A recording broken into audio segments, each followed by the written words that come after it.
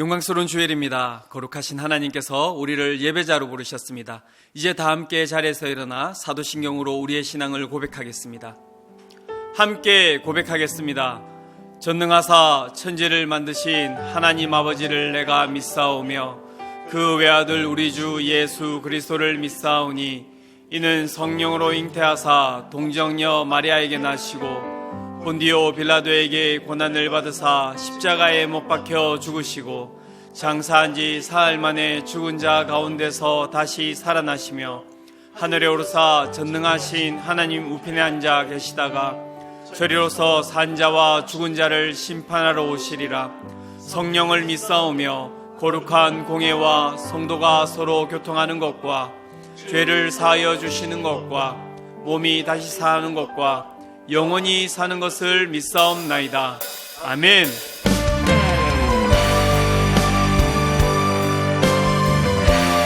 우리의 마음과 정성과 뜻을 다하여 하나님을 찬양하며 나아갑니다. 찬양하며 주님을 예배할 때 하늘 가득한 주의 영광 보리라. 나를 통하여 나의 입술을 인하여 주의 이름 높임을 하소서. 지금 서 있는 이곳에서 높임을 받으소서. 내가 밟는 땅 주님의 땅이니 하늘이 주의 이름 높이 올리며 넓은 바다가 주를 노래해. 모든 만물 주를 경배해. 모든 만물 주를 경배해. 모든 입술 주를 찬양해.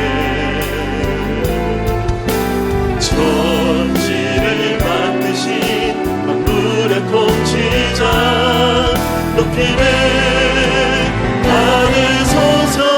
내 평생에 주의 이름 높이며 어느 곳에서든지 주님을 예배하리라. 내가 거듭 보는 날 아버지의 영광이 선포되어야 하리. 찬양하며 주님을 예배할 때 하늘 가득한 주의 영광 보리라.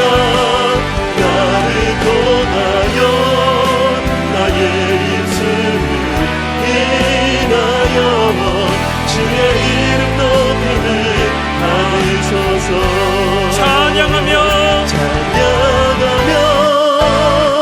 주님을 예배할 때 하늘 가득한 주의 영광 보리라. 나를 통하여 나의 입술을 인하여 주의 이름 높임을 하소서. 이곳에 오셔서 이곳에 앉으소서. 이곳에서 드리는 예배를 받으소서. 주님의 이름만이 오직 주의 이름만 이곳에 있으리라. 이곳에 오셔서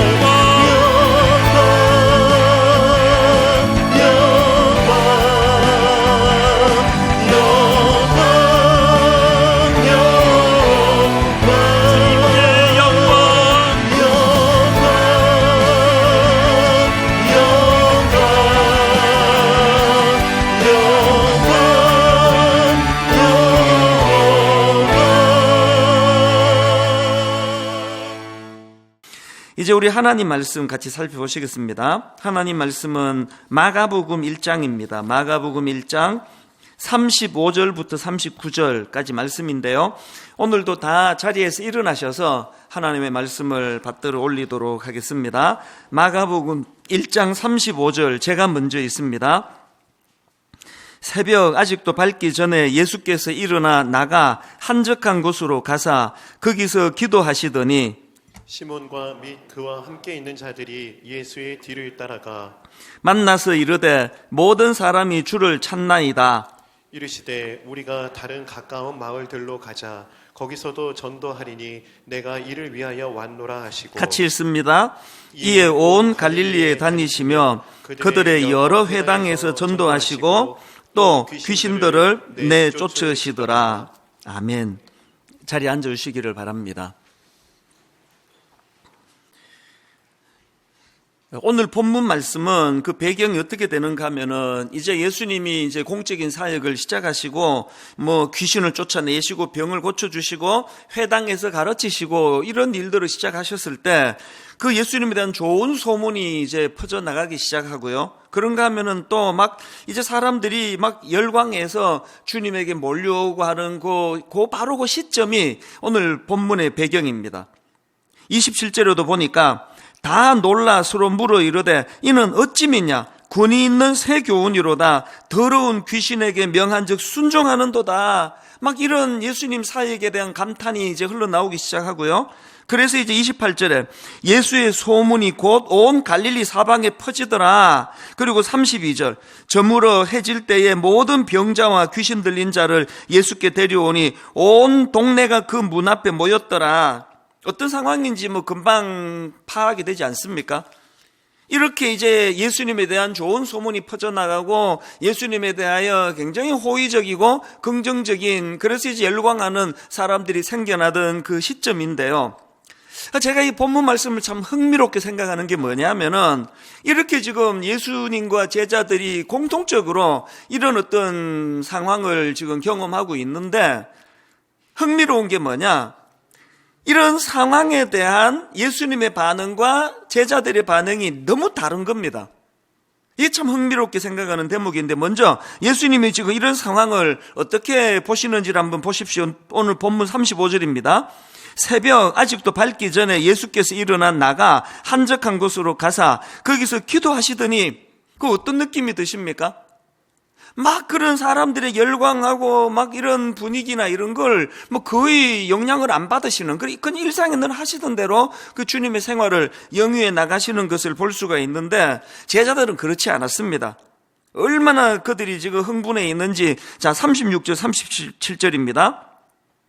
시몬과 및 그와 함께 있는 자들이 예수의 뒤를 따라가 만나서 이르되 모든 사람이 주를 찾나이다. 지금 예수님이 기도하시러 조용한 한적한 곳으로 가셨는데 거기까지 따라가가지고는 아니 지금 사람들이 찾고 있는데 예수님 여기서 뭐 하시느냐고, 빨리 그 현장으로 가셔야 된다고, 아니 지금 이런 열광하는 이 기회를 놓치면 안 된다고 이런 들떠있는 분위기가 제자들에게서 확 느껴지는 거 아닙니까? 그런데 예수님은 이런 제자들의 체근에 전혀 흔들리지 않으세요. 오히려 38절 이르시되 우리가 다른 가까운 마을들로 가자. 거기서도 전도하리니 내가 이를 위하여 왔노라 하시고 아예 그냥 그 지역을 그냥 떠나버리시는 거예요. 제가 왜 오늘 설교 제목을 같은 상황 다른 두 시각 이렇게 정했는지 아시겠죠? 똑같은 상황에 맞닥뜨려 있지만 그 상황을 분석하고 그 상황을 어떻게 대하는지에 대해서는 예수님과 제자들이 너무 다른 겁니다. 확연히 다른 이 두 모습을 보니까 이제 결정적으로 다른 게 뭐냐? 사람들의 열광하는 겉모습만 보고 판단하는 제자들이고요. 여기에 반해서 보다 근본적인 상황을 꿰뚫으시는 예수님. 이게 결정적인 차이입니다. 자, 그러면 예수님은 왜 그 열광하는 사람들에 대하여 이렇게 무반응, 오히려 그 장소에 떠나버리시고 왜 이런 반응을 보이실까요? 그거는 겉보기는 기분 좋은 일이지만 결단코 이게 지금 건강한 모습이 아니라는 것을 꿰뚫어 보시기 때문입니다. 지금 사람들이 진리 되시는 예수님을 만나고 진리의 목이 말라가지고 주님을 찾는 게 아니고요. 그 진리의 말씀을 들으려고 찾는 게 아니고 너무나 표피적인 이유. 그래서 병 고쳐주신단다. 귀신을 쫓아낸대. 그 구경 가지 않을래? 이게 절대로 건강하지 않기 때문에 예수님은 여기에 휘둘리시면 안 된다는 겁니다. 그런가 하면은 또 제자들과 예수님의 결정적인 그 시각 차이가 뭐냐 하면은 제자들은 이런 인간들의 인기, 외적인 거, 이런 거에 굉장히 그 휘둘리지만 예수님은 이런 외적인 인기가 아니라 사명을 따라 움직이시는 분이에요. 38절 이르시되 우리가 다른 가까운 마을들로 가자. 거기서 전도하리니, 그 다음 보세요. 내가 이를 위하여 왔노라. 막 옆에서 뭐 그렇게 막 흥분하고 들뜨고 부추긴다고 거기에 휘둘리지 않은 거는 주님은 중심을 갖고 계세요. 내가 이를 위하여 왔노라. 이 일을 위하여 왔노라. 삶의 이 중심축이 있다는 게 얼마나 중요합니까? 저는 주님께서 내가 이를 위하여 왔노라 그러시면서 당신의 길을 걸어가시는 모습을 보면서 제가 종종 우리 교역자들한테 하는 구호, 전에 한 말씀 드렸는데요. 목회의 구호는 이겁니다. 개는 짖어도 기차는 간다. 막 개가 그냥 막 많이 짖는다고 기차가 갑자기 막 신이 나서 빨리 달리고 아무도 그냥 반응 안 한다고 기차가 천천히 가고 그런 거 없습니다.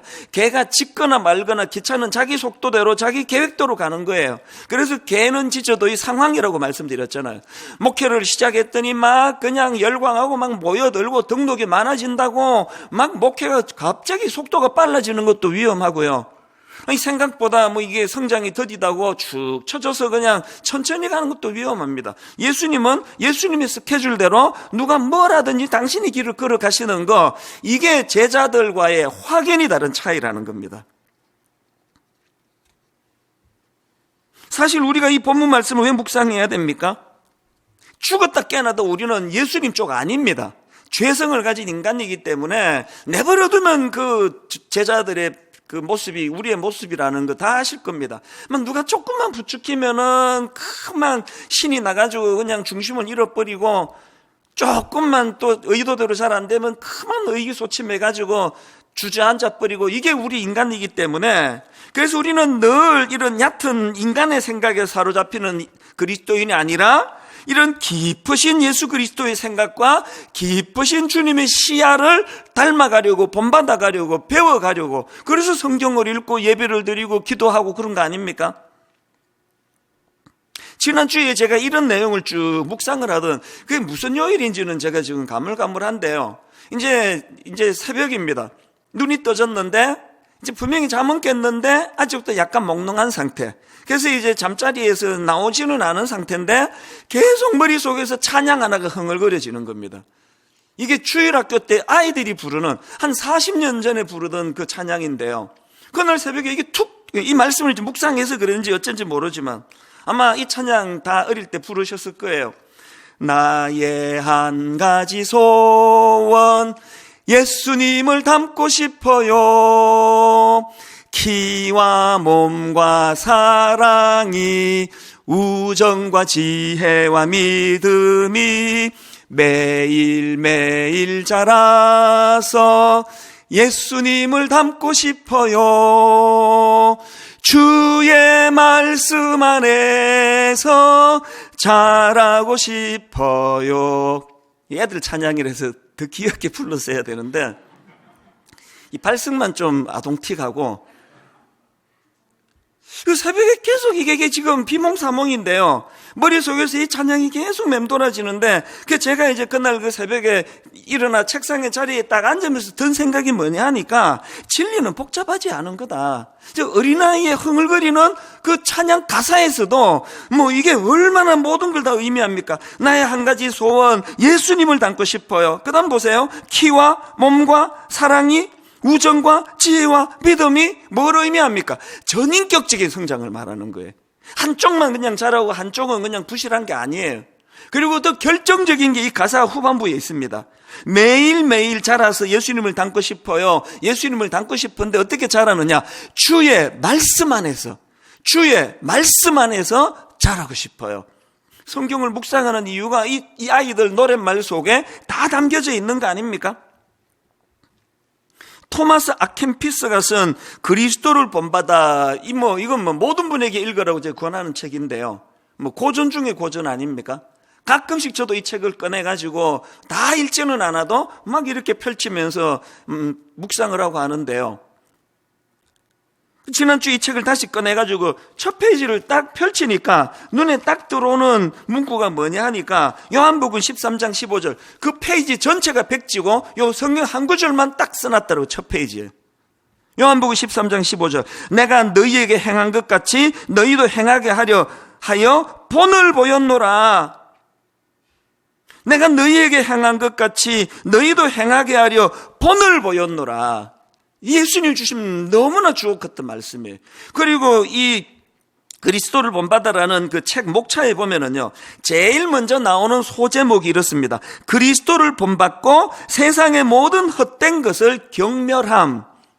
사실 원래 제가 이 설교 제목을 이렇게 잡았습니다. 그대로 따가지고 그리스도를 본받고 세상의 모든 헛된 것을 경멸함. 여기 나오는 이 경멸이라는 단어를 국어사전으로 보니 이렇게 설명합니다. 이 경멸이 뭐냐? 깔보아 업신여김. 그래서 우리가 사람 보고 난 너 경멸해 이런 말 쓰시면 안 됩니다. 그 사람을 깔보아 업신여기면 안 되는 거 아닙니까? 그 지금 여기서 말하는 그리스도는 본받고 세상의 모든 헛된 것들은 경멸한다. 뭘 의미합니까? 그냥 그 상황에서만 목회가 좀 잘 된다고 우쭐해지고 누가 뭐라고 지적한다고 우울해지고 이러면 안 되고, 어떤 상황이든지 간에 세상의 모든 헛된 것들에 대해서는 경멸함, 그것을 깔보고 업신여기, 이 마음을 두지 말라는 이야기예요. 그리고는 그리스도에 대해서는 내가 그리스도를 본받고 내가 너희에게 행한 것 같이 너희도 행하게 하려 하여 본을 보였노라 말씀하시는 그 그리스도를 닮아가려고 애쓰는 태도, 이게 오늘 본문에서 우리가 배워야 되는 결정적인 핵심이에요. 우리가 이런 노력들을 하지 않으면요, 영락없이 우리는 본문에 나오는 제자들의 모습을 벗어날 수가 없습니다. 본문에서 보이는 제자들의 미숙함이 많잖아요. 막 인기에 영합하고 막 우왕좌왕 허둥지둥 막 예수님 막 찾아가가지고 막 이 기회 놓치면 안 된다, 이런 것도 너무 미숙하고요. 결정적으로 본문에서 제자들이 보이는 미숙함이 뭐냐? 예수님을 자기 마음대로 좌지우지하려는 태도예요. 자, 36절 37절 다시 보십시오. 시몬과 및 그와 함께 있는 자들이 예수의 뒤를 따라가 만나서 이르되 모든 사람이 주를 찾나이다. 여러분, 여기 나오는 예수의 뒤를 따라가, 이 표현은요, 원어로 보면은 굉장히 강한 표현이에요. 그분을 추적해내다. 뭐 우연히 만난 거 아닙니다. 막 어디 가셨냐고 지금 사람들이 찾는데 막 추적을 해내가지고요, 너무나 주도적으로. 그리고 또 이 내용, 똑같은 내용을 다루는 말씀이 누가복음 4장에도 나오는데 42절을 보십시오. 날이 밝으면 예수께서 나오사 한적한 곳에 가시니 무리가 찾다가 만나서 자기들에게서 떠나시지 못하게 만류하여, 예수님을 지금 만류하는 거예요. 여기에서 그들이 가진 치명적인 문제가 뭡니까? 제자는요, 주님을 따르는 존재예요. 앞서신 주님을 따르는 게 제자예요. 그런데 지금 제자로 부름받은 그들은 예수님 어떻게 하려고 그래요? 좌지우지 하려는 거예요. 못하게 만류하고. 여기 보면은, 오늘 본문에 보면은 이런 일을 주도한 사람이 시몬 베드로라 그래요. 베드로가 주도했는데, 이 마가복음 1장이거든요. 한참 시간이 지나고 마가복음 8장에서 이 버릇을 하나도 못 고친 베드로를 발견합니다.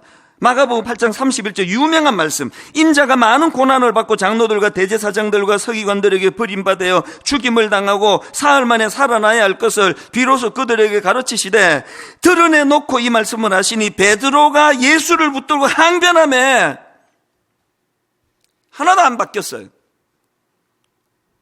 저는 이 말씀을 읽으면서 목회 30년 차로서 마음에 두려움을 느껴요. 하나도 안 바뀐 베드로, 하나도 안 바뀐 이찬수 목사, 여전히 주님을 좌지우지하려고 하는. 제자는 주님을 따르는 분이에요. 따르는 존재예요. 1만 성도 파송 운동이 막 제복이 아무리 이게 주의 뜻이고 이게 성경적이고 이건 분명히 이걸 하나님 기뻐하시는 일이라 확신한다 하더라도 주님보다 앞서면 그건 악한 일이거든요. 오늘 우리가요, 이거 주님이 기뻐하시지 않겠다, 그건 실수 안 해요. 자기 생각에 이건 주님 뜻이다 이러면 막 앞질러 버리는 거 아닙니까? 오늘날 교회가 위험한 건 다 이런 거예요. 그래서 저는 물철학, 사람들은요, 당신 철학이 뭐냐 그래서 물철학인데 다 싫어해요. 그럼 메가리 없이 무슨 물철학이냐고. 그 메가리가 저속한 말입니까? 수정하겠습니다. 맥 없이 무슨 물철학이냐고. 저는 물철학을 좋아해요. 뚫리면 흘러가고 막히면 서고 서 있는 것 같지만 운동은 계속 일어나거든요. 그래서 또 물이 넘치면 또 흘러가고. 저는 물철학, 영적으로 가장 나쁜 게 펌프질이에요. 물은 주님이 위에서 아래로 흐르게 만들어 오셨는데 이거를 영적으로 지금 고여있는 이거를 어떻게 해서 펌프질해서라도 이거를 역류시켜야 되겠다. 그거 다 나쁜 거예요. 오늘 본문에서 이 제자들에게서 미숙함은 주님을 따르는 존재인 자기들이 어떤 갖고 있는 생각으로 주님을 좌지우지하려고 하는 태도, 이거는 설교하는 저를 위시해서 중직자들이, 우리 장로님들이, 우리 권사님들이, 우리 목사님들이 진짜 이 부분을 두려움으로 유념해야 된다고 저는 생각을 합니다. 그런가 하면은 이 미숙한 제자들에게서 보여지는 그 참 미숙한 모습이 하나 더 있는데요. 현실을 과장하는 태도입니다. 37절에서 기도하시는 주님께 가가지고 막 호들갑 떠는 게 이거예요. 37절. 모든 사람이 주를 찾나이다. 막 그냥 막 인기에 영합해가지고 지금 이 기회 놓치면 안 된다 생각하니까 막 과장이 저절로 나오는 거예요. 아니, 그 이른 아침에 무슨 모든 사람이 찾겠냐고요. 이거 기억하셔야 됩니다. 자꾸 사람의 반응에 관심이 많고 인기에 영합하고 이러면은요, 자꾸 과장을 하게 돼요. 그래서 그냥 조금만 잘한다 칭찬하면 우쭐해져가지고 교만해서 넘어져 버리고, 조금만 무슨 지적을 받으면 급우울, 의욕이 안 생기고, 이게 다 현실을 과장하는 태도예요. 여러분에게 혹시 이런 증상이 좀 보이세요?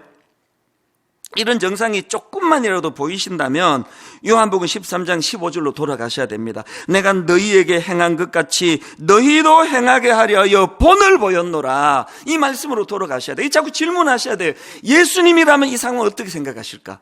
예수님이라면 이 상황을 어떻게 행하실까 판단하시고.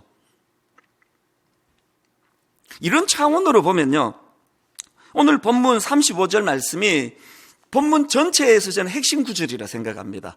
그래서 우리 35절을 소리내서 같이 한번 읽어보시면 좋겠습니다. 35절 우리 소리내서 같이 읽어보십니다. 시작. 새벽 아직도 밝기 전에 예수께서 일어나 나가 한적한 곳으로 가사 거기서 기도하시더니.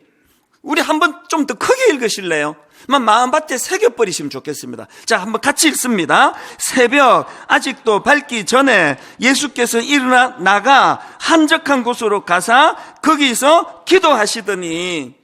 이 말씀이 왜 저에게 이렇게 강조해야 될 만큼 소중한 말씀인지를 설명을 드릴게요. 이 35절 안에는요, 이 35절에서 발견되는 세 가지 차원의 경건을 제가 발견했습니다. 이름을 제가 만들어 봤는데요, 우리가 꼭 기억해야 될 첫 번째 경건이 뭐냐? 습관화 차원의 경건입니다. 습관화 차원. 이게 무슨 말인지 설명을 드릴게요. 자, 35절을 보십시오.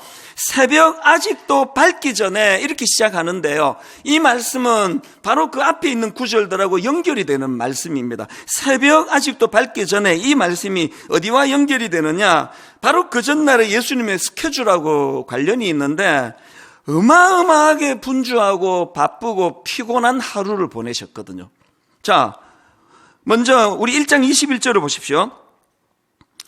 그들이 가버나움에 들어가니라 예수께서 곧 안식일에 회당에 들어가 가르치심에.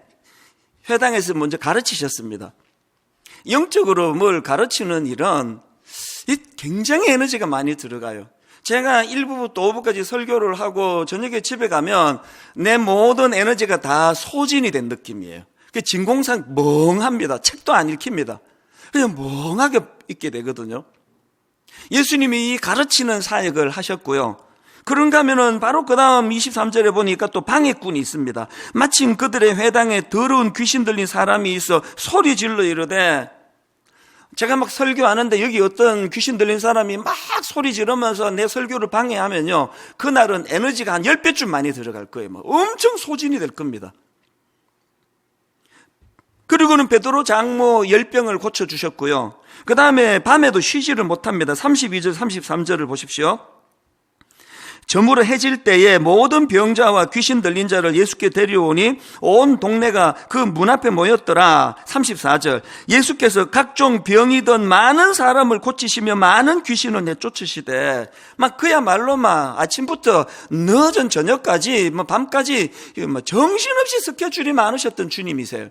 그랬던 주님인데 오늘 본문에서 바로 35절에서 새벽 아직도 밝기 전에 예수께서 일어나 나가 한적한 곳으로 가서 거기서 기도하시더니, 엄청 피곤하셨을 텐데 새벽에 일찍 기도하러 나가셨다는데요. 이 35절에서 중요한 건 맨 뒤에 나오는 거기서 기도하시더니 할 때 이 기도하시더니예요.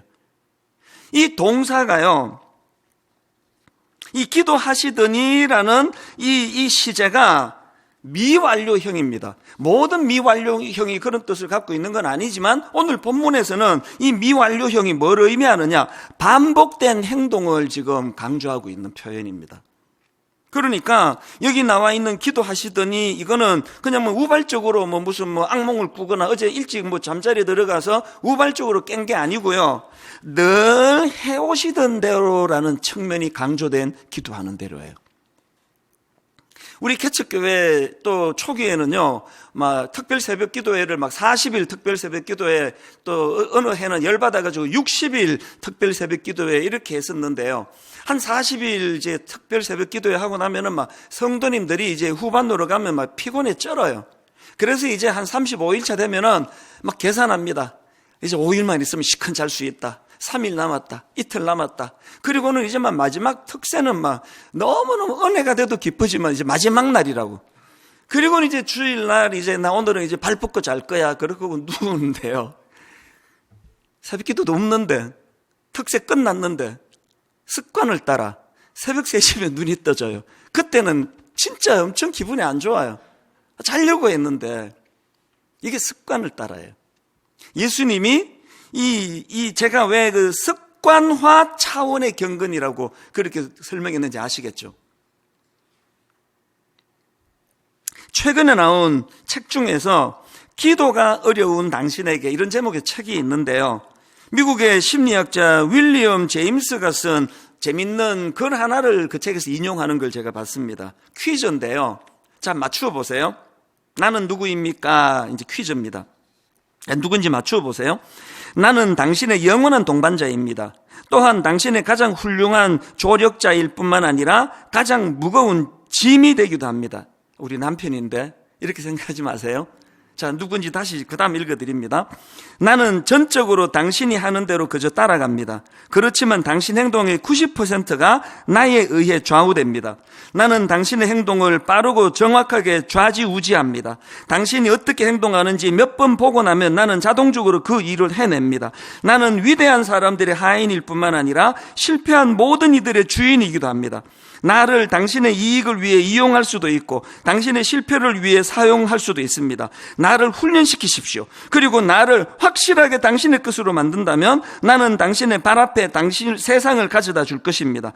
만일 당신이 나를 가볍게 여긴다면 나는 당신을 파멸의 길로 이끌 것입니다. 내가 누군지 아시겠습니까? 정답은 습관이에요. 우리 인생을 결정하는 건 우리가 만드는 습관입니다. 습관이 답이다. 이런 책, 이 책은 저는 안 읽어서 좋은지 나쁜지 제가 인용한다고 무조건 사라는 뜻 아닙니다. 이 습관이 답이다라는 책 표지에 우연히 표지를 보니까 이렇게 쓰여 있는 걸 봤습니다. 금수저나 엘리트가 아니어도 습관을 잘 쌓으면 이길 수 있다. 또 요 최근에 나온 신간인데요. 승리하는 습관, 이런 제목의 책이 있는데, 제가 어제 이 책을 이제 구입해가지고 딱 뒷면을 봤더니 뒤에 스테판 커리가 한 말을 인용했는데요. 이게 제게 굉장히 와닿았습니다. 이렇게 말했습니다. 오늘 당신이 반복하는 습관이 미래의 당신의 위치를 결정한다. 오늘 당신이 반복하는 습관이 미래의 당신의 위치를 결정한다. 그냥 한번 은혜 받아가지고 막 날밤 새면서 통성으로 기도하는 이것보다 중요한 건 예수님처럼 오랜 습관에 의한, 오랜 익숙함. 어제 뭐 아무리 피곤했어도, 아무리 정신없이 바빴어도 딱 제 시간이 되면 눈이 떠지는 이 습관화 차원의 경건. 오늘부터 여러분이 거룩한 영적인 습관을 만들어가는 성도님들 되시기를 바랍니다. 두 번째로요, 이 35절에서 발견되는 세 가지 차원의 경건 중에 두 번째 차원의 경건이 뭐냐? 세상과의 격리 차원의 경건이 있다는 거예요. 이 세상과의 격리. 35절, 새벽 아직도 밝기 전에 예수께서 일어난 나가 한적한 곳으로 가사. 여기 나오는 한적한 곳은 헬라어로 에레모스라는 단어인데요, 우리말로 하면 광야입니다. 광야. 이게 지금 뭘 강조하는 표현입니까?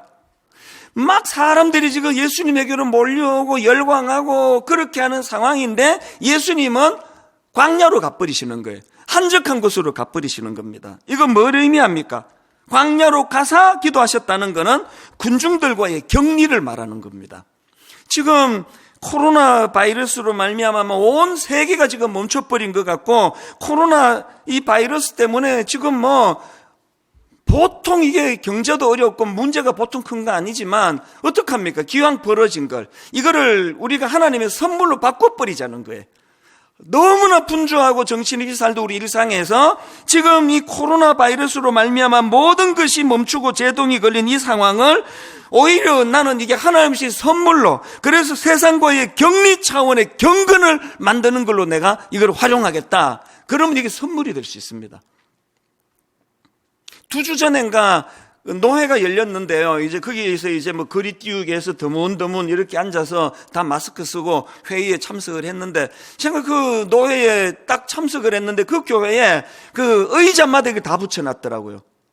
굉장히 인상적인 구호라 제가 이거를 옮겨 적었습니다. 그 구호가 이렇게 돼 있더라고요. 사회적 거리두기, 그러나 주님과 거리 좁히기. 굉장히 간단한데 굉장히 이제 앞에 의자에 있으니까 계속 이걸 보게 되는데요. 사회적 거리두기, 그러나 주님과 거리 좁히기. 오늘 우리가 본문에서 예수님의 모습을 잘 배워서 그 천박한 제자들의 길이 아니라 예수님의 길을 따라가려면 예수님이 보여주신 모범, 예수님은요 이런 막 열광하면 사라져버리시는 이 패턴을 성경에서 몇 번이나 볼 수 있습니다. 그 대표적인 케이스가 오병이어 현장 아닙니까? 마태복음 14장 20절 그 내용입니다. 다 배불리 먹고 남은 조각을 12바구니에 차게 거두었으며 먹은 사람은 여자와 어린이 외에 5,000명이나 되었더라. 여러분 그 장면 한번 상상을 해보세요. 막 열광의 도가니였을 거예요. 떼주어도 없으시지 않는 기적의 떡을 받아 먹고 누리고 막 예수님 환호하면서 열광했을 거예요. 그랬더니 예수님의 태도가 22절입니다. 한번 보세요. 예수께서 즉시 제자들을 재촉하사 자기가 무리를 보내는 동안에 배를 타고 앞서 건너편으로 가게 하시고 무리를 보내신 후에 기도하러 따로 산에 올라가시니라. 저물매 거기 혼자 계시더니, 이게 격리의 영성이에요. 격리의 영성. 아니 왜 그렇게 예수님이 황급히 그 자리를 떠났을까요? 즉시 제자들을 재촉하사. 왜 그러셨을까요? 이렇게 열광하며 칭찬하고 이렇게 박수받고 이렇게 응원하는 자리는 빨리 피해야 된다. 이걸 우리에게 가르쳐 주시기 위한 거 아닐까요? 제가 한 목회 30년 해보니까요, 악플은요 참 마음을 아프게 해요. 어떤 악플은 마음을 많이 아프게 해요. 그런데 내가 내린 결론은 악플은 나를 망하게 하지 않아요. 긴장하게 만들고 깨어있게 만듭니다. 여기에 반해서 진짜 위험한 건 선풀에 거기에 젖어들 때예요. 계속 칭찬하는 걸 뒤지고 찾고, 칭찬하는 사람 만나고, 칭찬하는 데 익숙하고, 칭찬하는 사람들의 매니아들에게 쌓여 있으면 이건 나를 망하게 안 되는 거예요. 그래서 저는 예수님의 지침을, 이 격리의 영성을 저는 진짜 배우기를 원합니다. 그래서 막 자꾸 칭찬하는 그룹에는 안 가는 게 좋아요. 그리고 어느 글을 봤더니 누가 선플, 이찬수 목사님 좋아요, 이찬수 목사님 사랑해요, 그러면 멍멍 이렇게 해석을 해야 돼. 그 글 사람을 무시하겠다는 게 아니라요, 여기에 취하지 않겠다는 의지의 표현 아닙니까? 이건 이분의 교양, 이분의 예의, 나하고 상관이 없어. 이찬수 씨가 누군지 기분 좋겠네? 그렇게 넘어가야 돼요. 이게 격리의 영성입니다. 마지막 세 번째로요, 오늘 본문 35절에서 발견되는 한 가지 차원의 영성이 더 있는데 그게 뭐냐? 초심 지키기 차원의 영성입니다. 초심 지키기. 왜 이런 말을 만들 수 있었냐 하니까 35절에 나와 있는 말씀입니다. 새벽 아직도 밝기 전에 예수께서 일어나 나가 한적한 곳으로 가사, 여기 나오는 한적한 곳은 헬라어로 광야라고 말씀드렸죠. 광야라는 뜻을 가진 에레모스라고 말씀드렸는데요, 이 에레모스라는 단어가 사실은 마가복음 1장 앞에 또 나옵니다. 이미 나왔습니다. 어디에 나왔느냐? 공생애를 시작하기 직전인 마가복음 1장 12절 13절에 이미 나왔습니다. 이 단어 에레모스가. 성령이 곧 예수를 광야로 몰아내신지라 광야에서 40일을 계시면서 사탄에게 시험을 받으시며 들 짐승과 함께 계시니 천사들이 수종들더라. 여기 나오는 광야가 에레모스예요. 뭘 의미합니까 지금? 사람들이 예수님을 열광하고 사람들이 예수님을 찾고 사람들이 모여드는 그 상황에 예수님은 광야로 가셨어요. 에레모스예요. 사실은 그 광야가 그 지형적인 광야가 아닙니다. 마가는 왜 이 단어를 썼을까요? 왜 제가 이걸 또 초심 지키기 영성이라 말씀드렸을까요? 사람들이 열광하니까 거기에 취하면 안 된다는 걸 보여드리기 위하여 주님은 초심의 자리로 가시는 거예요.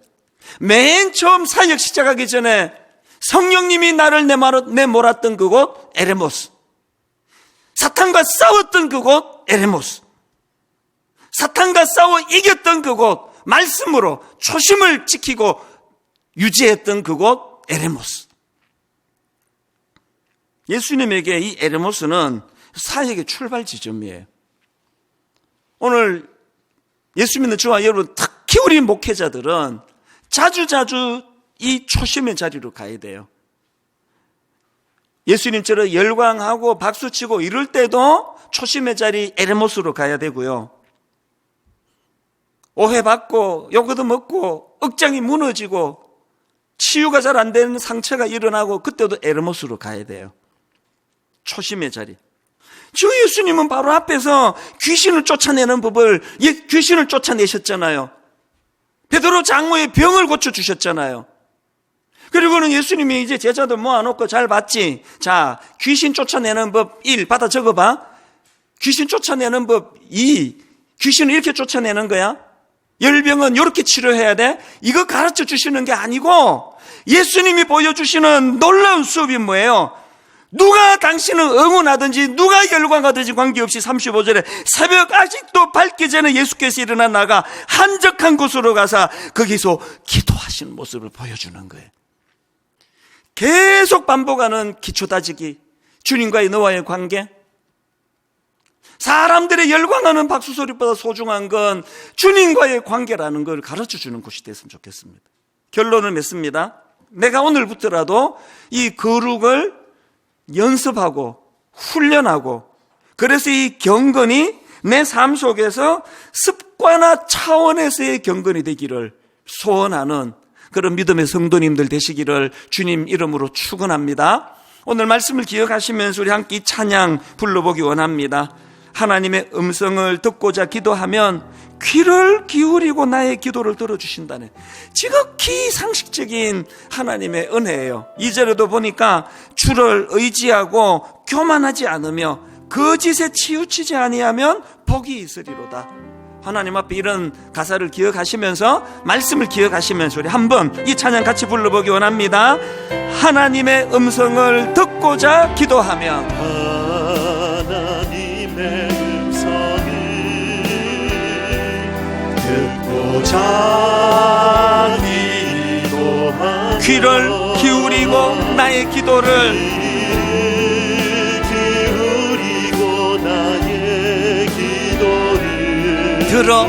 들어주신다네.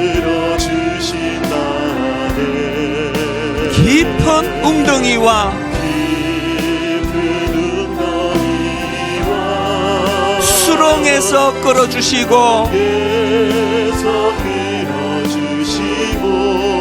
나의 발을 반석 위에 세우시사 나를 튼튼히 하셨네. 뜨거운 가슴으로 찬양합니다. 새 노래로 부르자.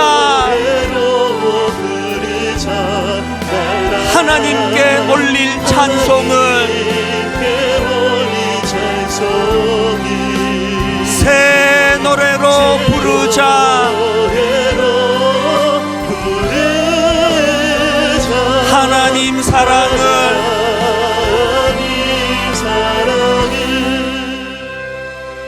하나님 아버지 참 고맙습니다. 독생자 예수 그리스도를 이 땅에 보내주셔서 그분이 걸어간 그 발자취를 보고 따라하며 배울 수 있게 해주신 거 감사합니다. 우리의 영적인 우둔함으로 그 주님을 따르는 자가 제자인데 우리는 주님을 앞질러 내가 원하고 내가 가고 싶은 그 길로 주님을 이끌고 가는 이런 미숙한 모습이 오늘 본문의 제자들과 같은 모습이 바로 나의 모습이라는 것, 우리의 모습이라는 것 고백하며 은혜를 구합니다. 무엇보다도 하나님, 우리는 기초가 약한 자들입니다. 주님께서 귀신을 쫓아내시고 베드로 장모 10병을 고쳐주시면서 제자들에게 귀신 쫓는 법을 가르쳐 주시는 것이 아니라 이른 아침 아버지 하나님 앞에 나와 경건하게 주님과 조용한 묵상의 시간, 기도의 시간을 가지신 그 모습을 보여주심으로, 본을 보여주심으로 가르쳐 주시는 것처럼 오늘 하나님, 우리 신학생들이, 우리 가정의 자녀들이, 우리 젊은 목회자들이, 저와 같은 기성 아버지 목회자들이, 우리 장로님들이, 권사님들이 하나님 앞에 가장 기초적인 훈련이 회복이 되도록 은혜 내려 주시옵소서. 사람을 의지하는 것이 아니라 하나님을 의지하며 사람의 평가에 좌지우지 당하는 것이 아니라 주님과의 교제가 너무나 내게 기쁨이 된다는 것을 맛볼 수 있는 그런 영적인 구구단을 잘 외우고 기초가 튼튼한 그런 우리 한국교회와 성도님들이 되도록, 또 그런 가정이 되도록 주님 인도하여 주시옵소서. 우리 주 예수 그리스도의 은혜와 하나님 아버지의 다함 없는 사랑과 성령님의 감동, 감화, 위로교통 충만하심의 역사가 오늘 주신 말씀 마음에 담고 그저 주님 닮아가기 원합니다. 주님 흉내라도 내며 따라가기 원합니다. 주님을 앞질러 선도하는 인생이 아니라 주님을 뒤따라가는 제자가 되기를 원합니다. 이렇게 선하고 순수한 마음으로 고백하며 예배하는 모든 주의 자녀들 머리 위에 지금부터 영원토록 함께 하시기를 간절히 축원하옵나이다.